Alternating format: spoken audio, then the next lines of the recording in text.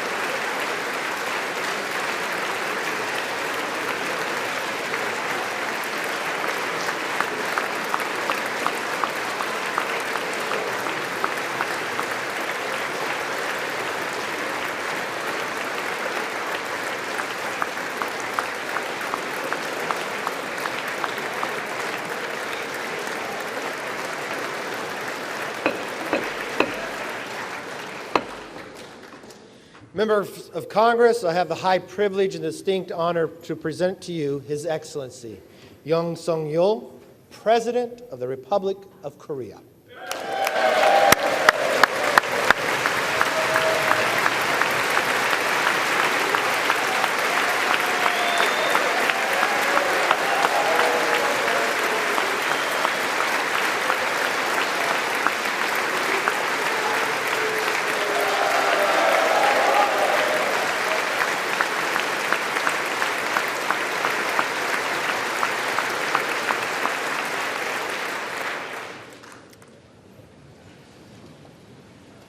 Mr. Speaker, Madam Vice President, honorable members of the United States Congress, distinguished guests, ladies and gentlemen, dear citizens of America, a new nation conceived in liberty and dedicated to the proposition that all men are created equal. I stand before that nation with a conviction of freedom, belief in the alliance, and the resolve to open a new future.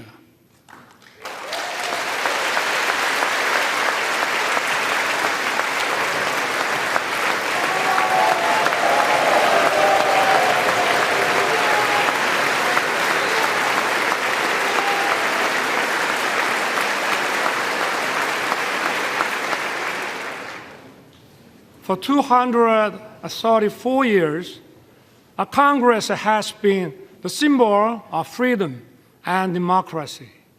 This chamber embodies the spirit of Constitution. I'm honored to address the members of Congress and the people of the United States. Thank you, both Democrats and Republicans, for passing the resolution marking the 17th anniversary of the alliance. Your support has dignified my visit. I know that no matter where you sit, you stand with Korea.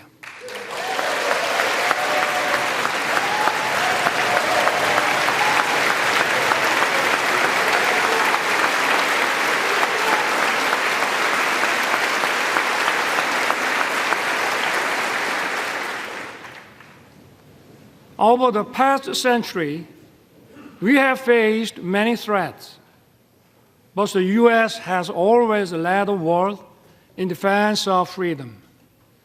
Imperial nations fought for colonies, and humanity greatly suffered from the two world wars. America righteously stepped in to defend freedom, but it was not without cost. We remember the leadership of General MacArthur and Admiral Nimitz. But more than 100,000 American men and women perished in the Pacific War. Their sacrifice was not in vain. The U.S. leadership established the New World Order based on free trade. It brought peace and prosperity throughout the world.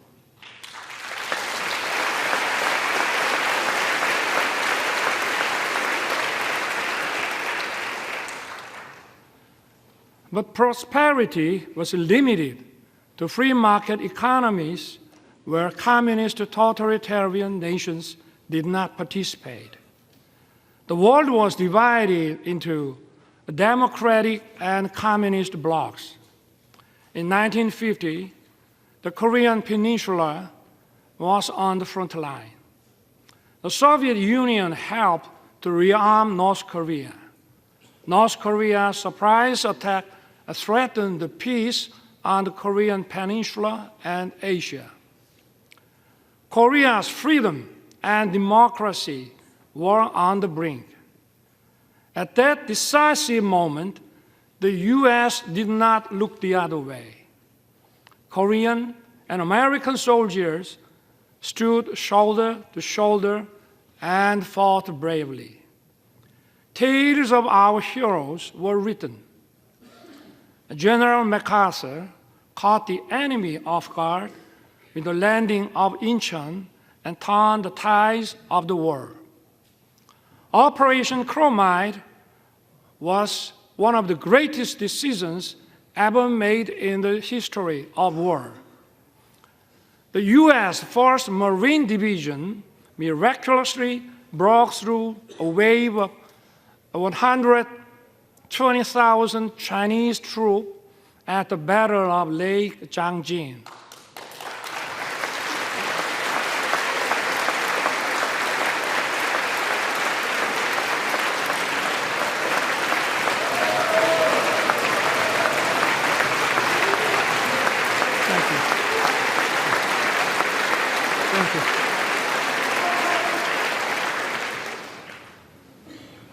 Sons and daughters of America sacrificed their lives to defend a country they never knew and the people they never met.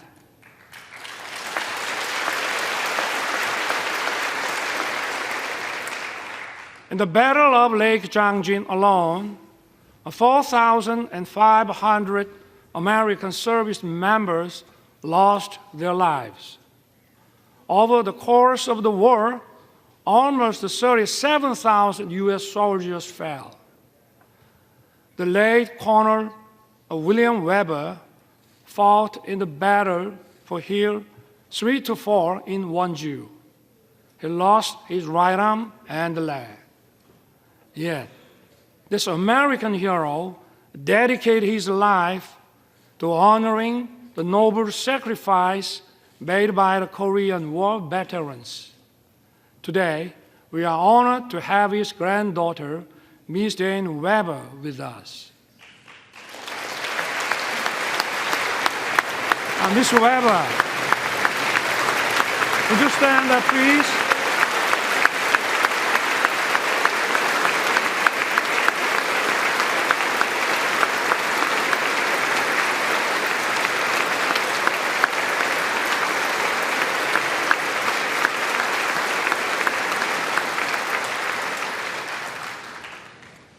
On behalf of the Korean people, I would like to thank you deeply. We salute his noble service and sacrifice. Thank you, Dane. Some of Korean war heroes are your family and friends. The late John Conyers Jr., Sam Johnson, and Howard Coble were veteran congressmen who promoted freedom and democracy. The former Representative Charles Rangel has been a strong supporter of the alliance. Korea will never forget the great American heroes who fought with us to defend freedom.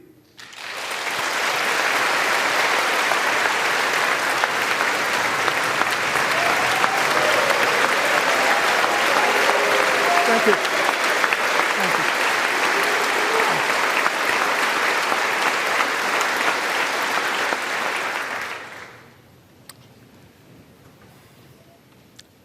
I take this opportunity to pay tribute to all the Korean War veterans and their families. You did not hesitate to send your sons and daughters, husbands and wives, a brother and sisters. You answered the call to defend the freedom of a country across the Pacific. I thank the U.S. and its people for honoring the Korean War as a proud legacy. Thank you also for treating the veterans with honor and respect.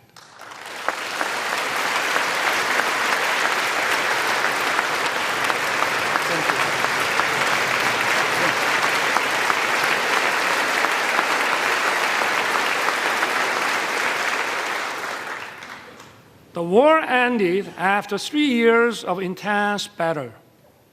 Our two nations signed the Mutual Defense Treaty and opened a new era of the alliance. Ever since, the Korean people rose from the ruins of war to build a thriving nation.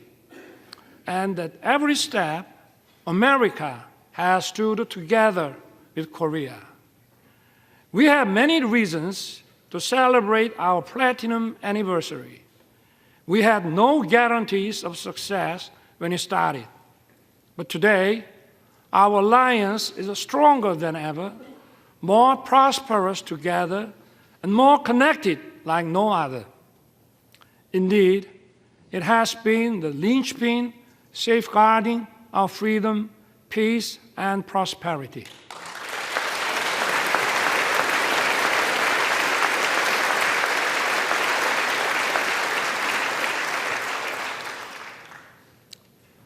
Once a recipient of aid, Korea is the only nation in modern history to become a donor.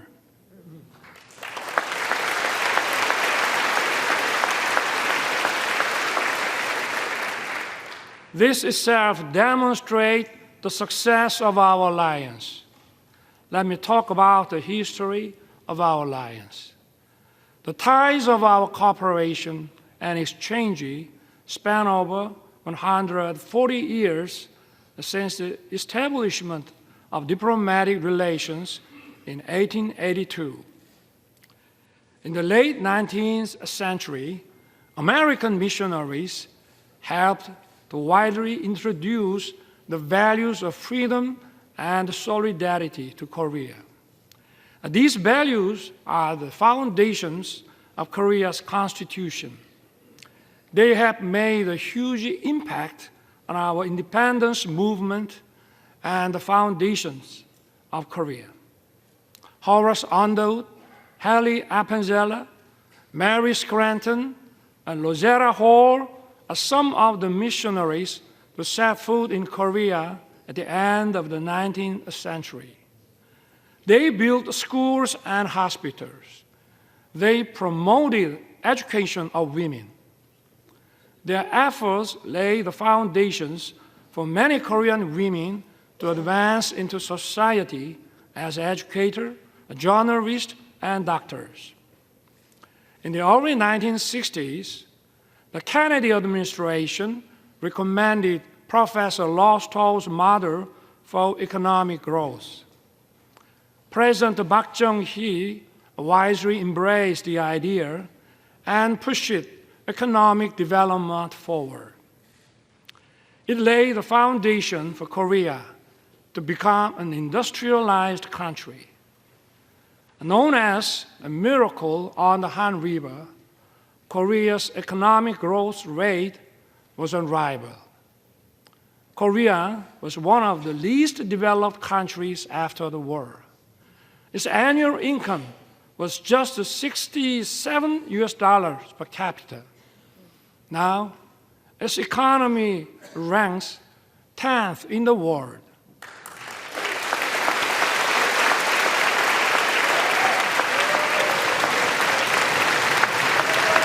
Thank you. Thank you.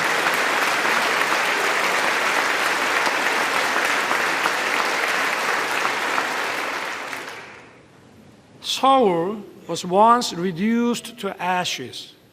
Now, it is one of the world's most vibrant digital cities. Busan was once flooded with war refugees. Now, it is the world's second largest port city in terms of transshipment volume. It is also bidding to host the World Expo 2030. Korea is winning the hearts of global citizens. It is dynamic, freedom is thriving, and democracy is robust.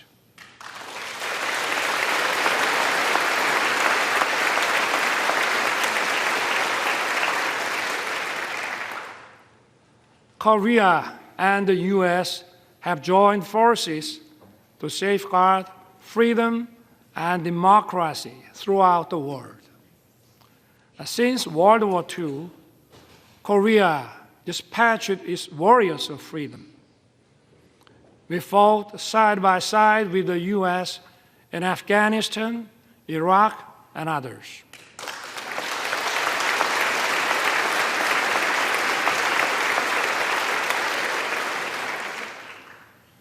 For over 70 years in the history of the alliance, we worked together in military and security sectors. We also expanded our cooperation in the economic field. Our relationship has evolved from one of unilateral assistance to a partnership that is mutually beneficial.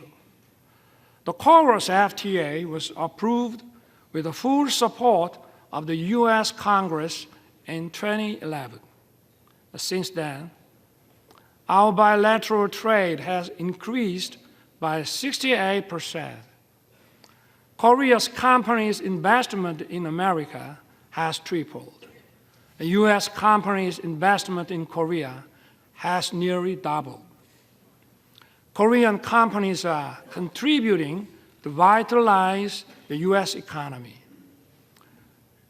They are producing EV batteries, semiconductors, cars, and other products here in America. And more importantly, they are creating decent, well-paying jobs.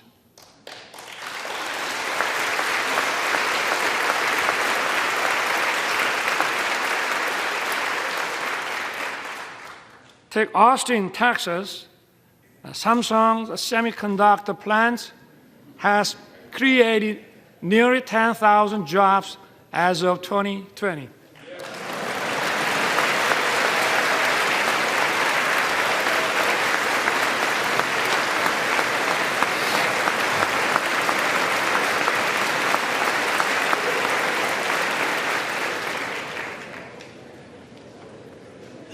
Take Bryan County, Georgia.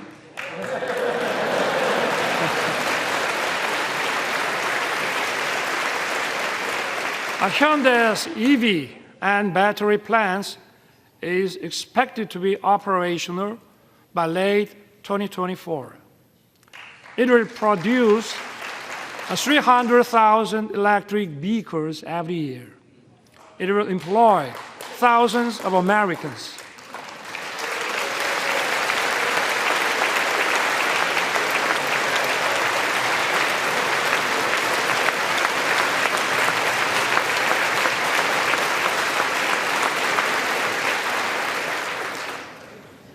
And take Bay City in Michigan. It is a home to SK Chiltern CSS, where President Biden visited. It is an example of Korean and American companies merging to achieve even greater growth.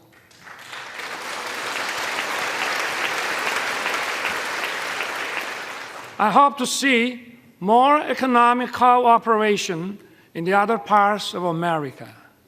In this regard, I count on your keen interest and support. My friends, years of active cultural and people-to-people exchange have deepened our friendship. This year also marks the 120th anniversary of Korean immigration to the U.S. Early Korean immigrants arrived as workers on the sugarcane plantation in Hawaii. Since then, Koreans made their way into many parts of the American society. They have played an important role of fostering close friendship and writing the history of our alliance.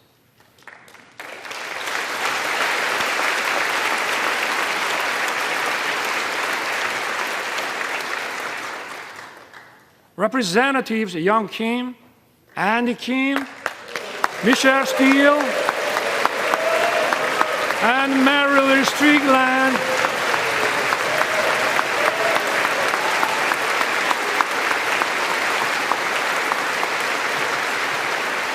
are here with us. They are a testament to the alliance spanning generations. That's true for each party. It is a relief that you are evenly praised across the aisle.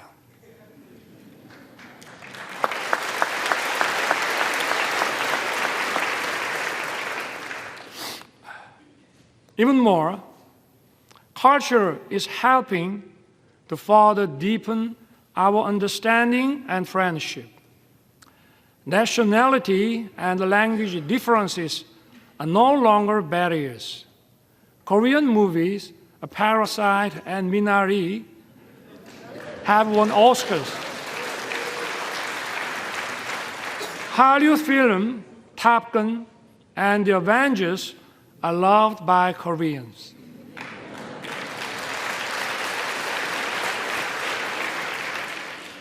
I also love Top Gun and Maverick and the Mission Impossible. And even if you didn't know my name, you may know BTS and Blackpink.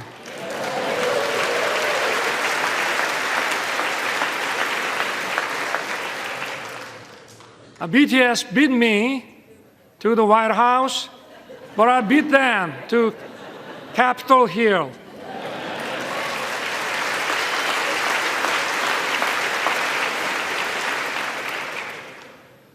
Korean and American singers reaching high places in each other's music charts is no longer a surprise. The U.S. create global platforms like Netflix. Korea has produced a popular series such as Squid Game.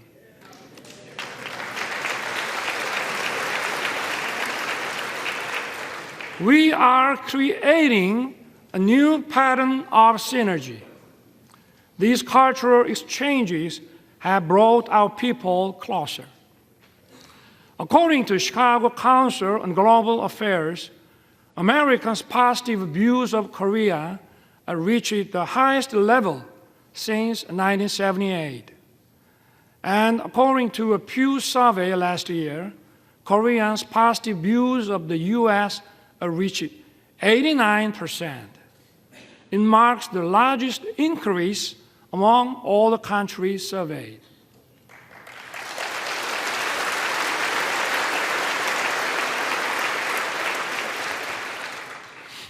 Korea and the U.S. agreed to set up an assistance program for our students.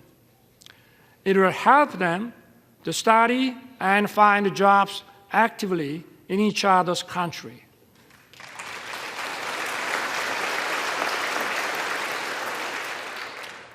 Honorable members of Congress, I have 2 careers in my life.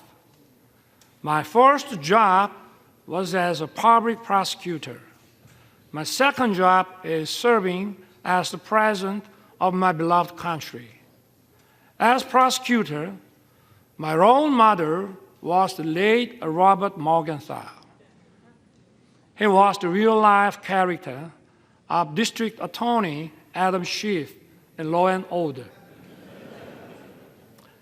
When I was the Prosecutor General, I printed a book titled Robert Morgenthau, America's Eternal Attorney. I shared it with my junior prosecutors. In the preface, I included the phrase, an attorney who is silent in the face of great evil will not even stop pickpockets in the neighborhood. Today, our democracy is at risk. Democracy is a community's political decision-making system to protect freedom and human rights. Such decision-making must be based on truth and freely formed public opinion.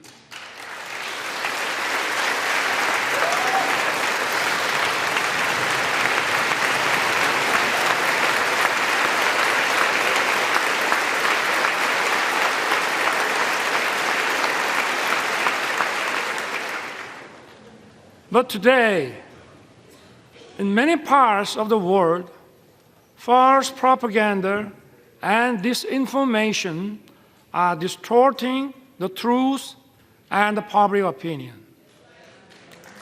They are threatening democracy.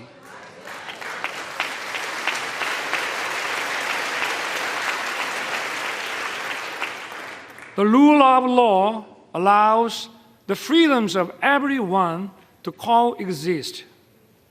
It is upheld by parliamentary democracy. False propaganda and disinformation corrupt intellectualism. They threaten democracy and the rule of law.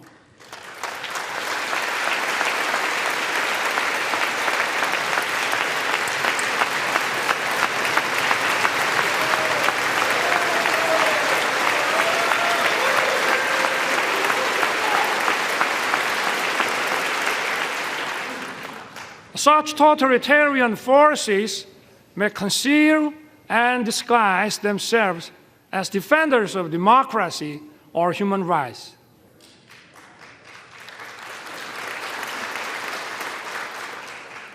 But in reality, they deny freedom and democracy.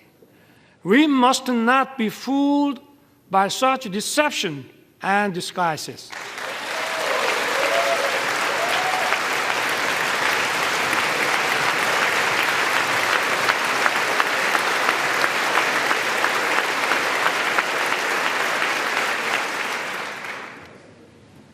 We have for so long protected democracy and the rule of law with our blood and sweat.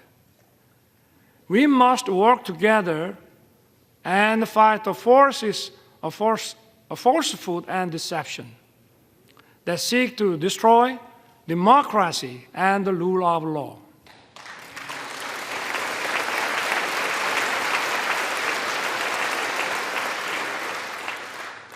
Those who cherish freedom also respect the freedom of others.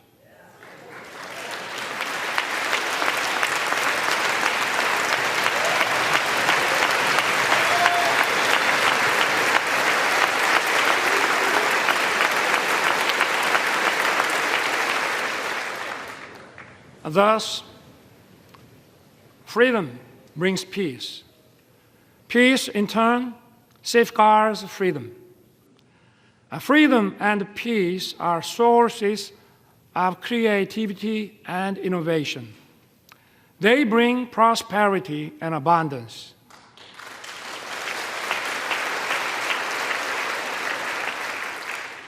Our alliance was forged 70 years ago to defend Korea's freedom. The alliance has now become a global alliance that safeguards freedom and peace around the world. Korea will fulfill the responsibilities. It will play its part that matches its economic capacity.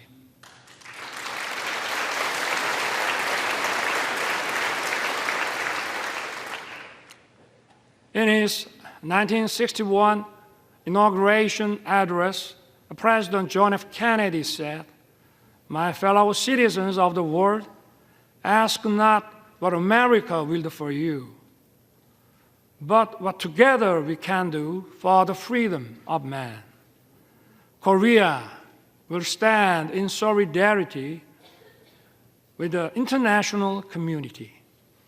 We will do what it can for the freedom of humanity."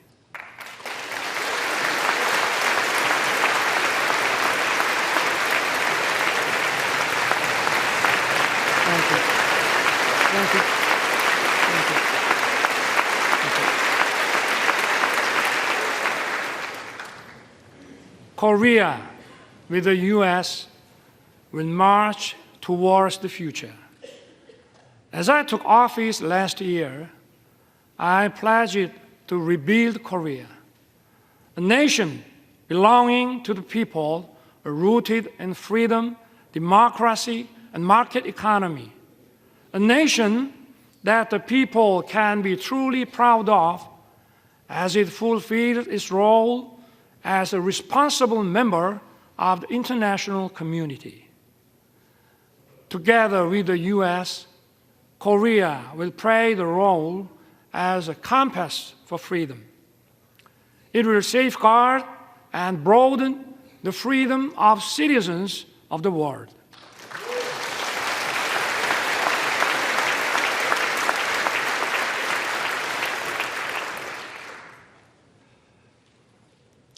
But even as we walked in unison for freedom for 70 years, there is one regime determined to pursue a wrong path. That is North Korea. The difference is stark between Seoul, that chose freedom and democracy, and Pyongyang, that chose dictatorship and communism. North Korea has abandoned freedom and prosperity and dismissed peace. North Korea's nuclear program and missile provocations pose a serious threat to the peace on the Korean peninsula and beyond. To deter its reckless behavior, the alliance must stand united with determination.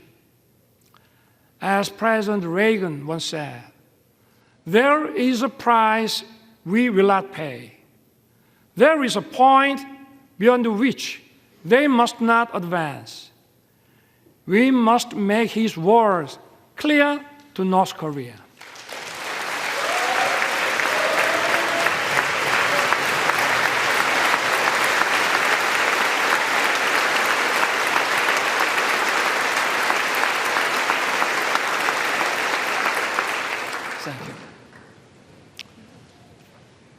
Yesterday, President Biden and I agreed to strengthen the U.S. extended deterrence.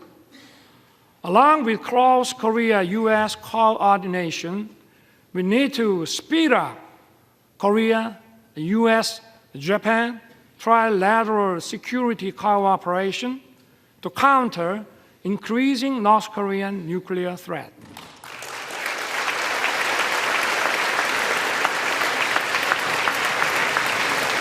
Thank you. Thank you.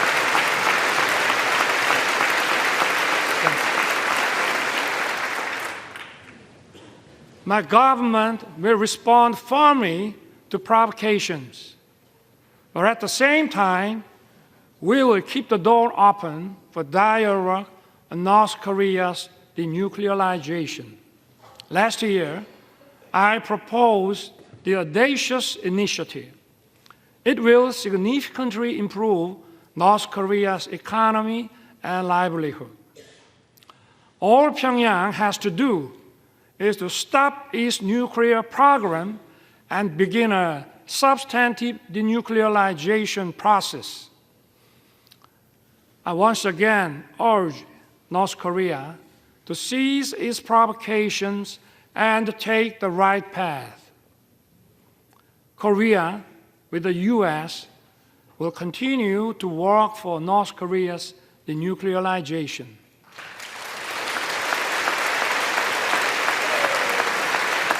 Thank you. Thank you. Thank you.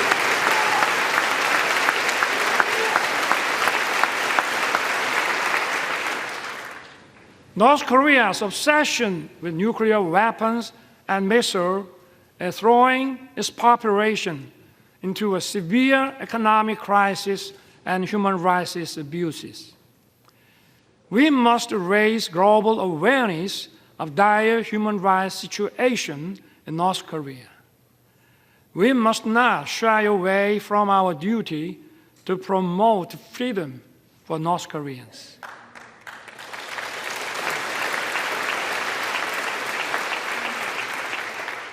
Last month, my government published a report on North Korean human rights.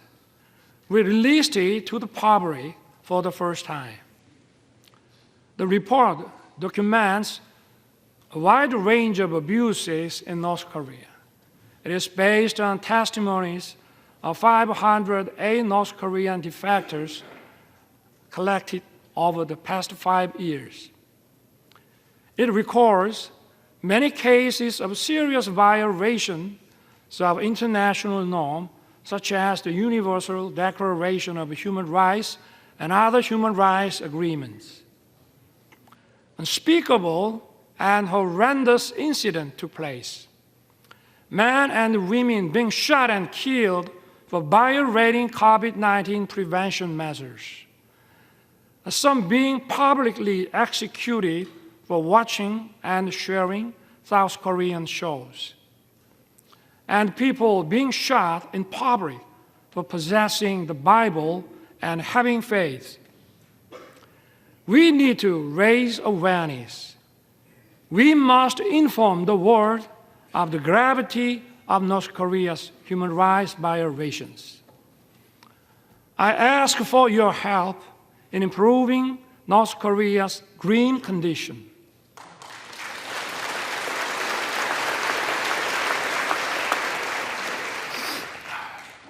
My friend, freedom and democracy are once again under threat. The war against Ukraine is a violation of international law.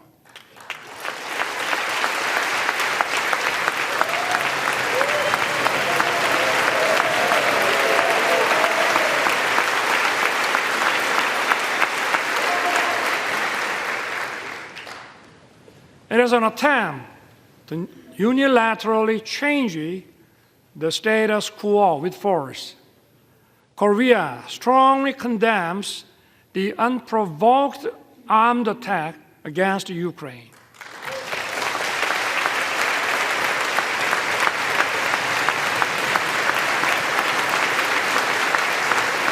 Thank When North Korea invaded us in 1950, democracies came running to help us. And we fought together and kept our freedom. The rest is history. Korea's experience shows us just how important it is for democracies to uphold solidarity. Korea will stand in solidarity with the free world. We will actively work to safeguard the freedom of the people of Ukraine and support their efforts in reconstruction.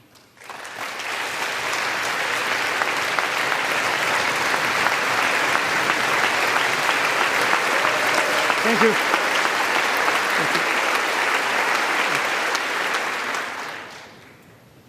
Honorable members of Congress, so far, 6 Korean presidents spoke at this important chamber. The first Korean president, Dr. Lee Sung-man, delivered his speech in 1954. After 35 years, in 1989, President Roh Tae-woo, standing at this podium, said the following: "The nations of the Pacific have made open society and market economy and the engine that drive the fastest growing region in the world. The Pacific will become even more important to the U.S., and Korea will begin to contribute more to the prosperity and peace of the region." I look forward to the day when some future Korean president may be invited to address this distinguished assembly and describe the vision I spoke of today as an achievement fulfilled, not as tomorrow's hope. President Roh's vision has become a reality. Thank you. Thank you. Thank you.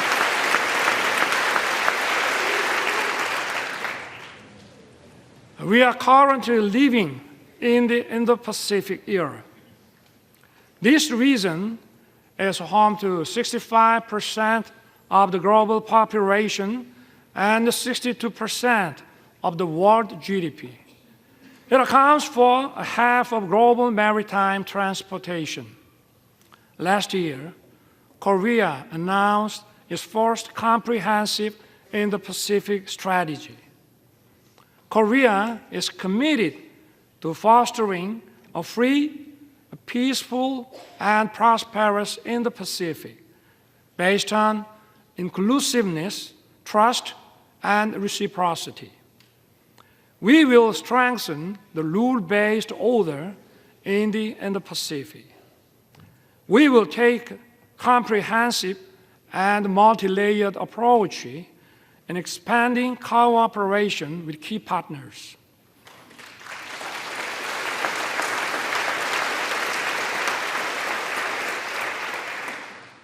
This also means that the stage for the alliance is expanding. Korea used to receive assistance from U.S. aid. It is now sharing its experience with developing countries in partnership with the U.S. Korea has greatly increased its ODA budget. It is providing tailored programs in tune with the needs of its partners. Yesterday, President Biden and I adopted a joint statement. It presents a vision of the alliance in action towards the future. Together, our two countries will broaden our alliance.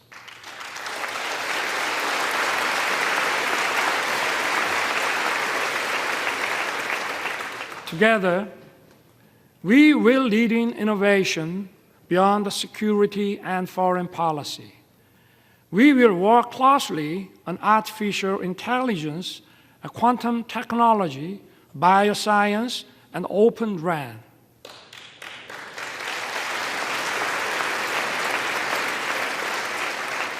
Our partnership in the cutting-edge semiconductor industry will contribute to establishing stable and resilient supply chains.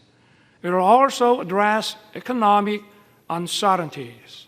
Together, we will open another new successful chapter.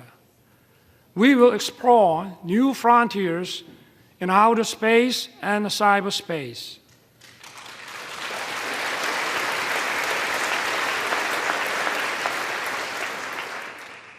Korea and the US are the world's top technological powers leading innovation and creativity. Together, we will create a great synergy.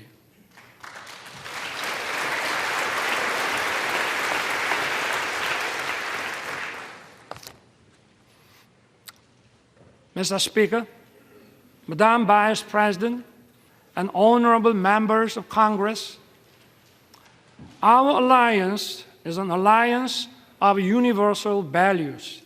Freedom, human rights, and democracy are the very foundations of our bonds. Our alliance is for justice.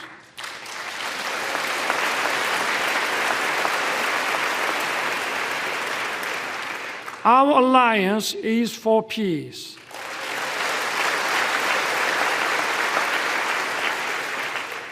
Our alliance is for prosperity.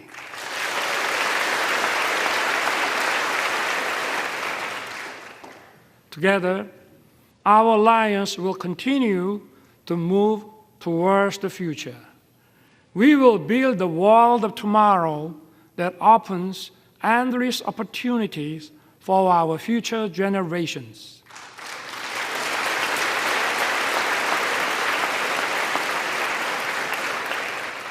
I look forward to everyone being on board for our new journey together. God bless you. God bless the United States of America. And may God bless our great alliance. Thank you.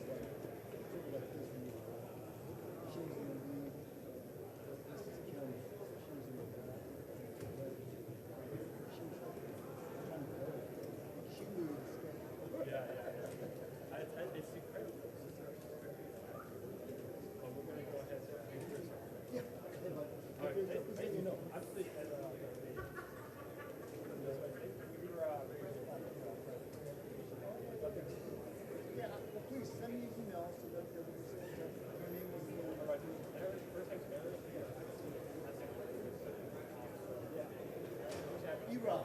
E-Rod, exactly. E-Rod, like A-Rod. I don't know that, but yeah, but I see that.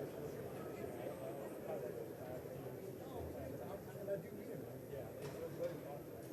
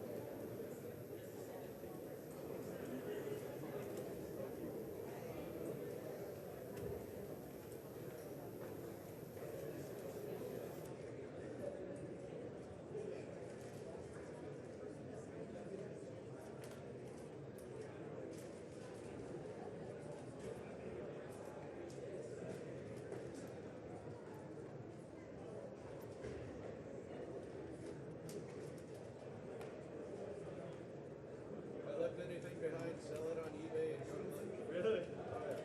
I might be a couple ones just play out what I. Yeah, this is all government stuff, so yeah, it's pretty expensive. Yeah, that government stuff's expensive. Yeah. I don't know about that. Going to Roots Chris. It's good.